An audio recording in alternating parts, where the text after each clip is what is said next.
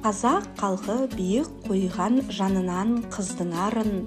Қыз өсірген қазақтың қайғысы осы, қатал сынға салатын әр қадамын. Шын сыналған жүйрікте мін болмайды, ақылы озық біреуге күн болмайды. Келіні дана болған қазағымның, ұлдары өзге елге құл болмайды.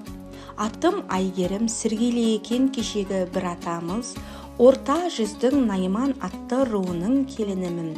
Жүзімнен төгілетін күннің нұры, атасы мен апасының дара қызы Аминасы.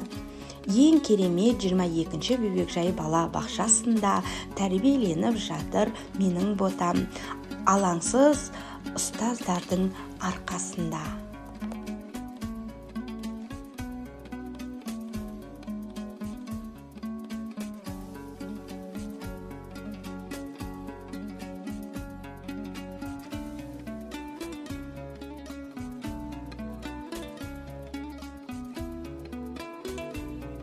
Анасы не де сатсасын? Қазақ халқының ұлттық тағамдарының бірі наурыз көже. Көжеге 7-ден астам дәнді дақылдар қосылады.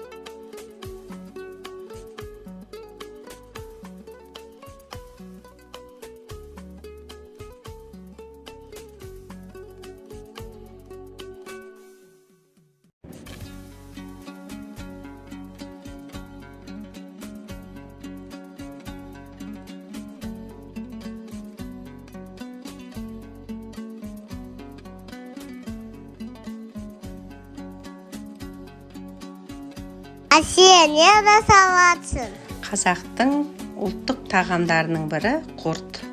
Сиырды сауып, айран қып үйтіп, дорбаға құйып, 2 күн сүзіп қойып, сүзілген құртты алып, қатықты құрт жасаймыз. Оған кішкене тұзымызды салып, домалақтап, құрт жасап кептіреміз.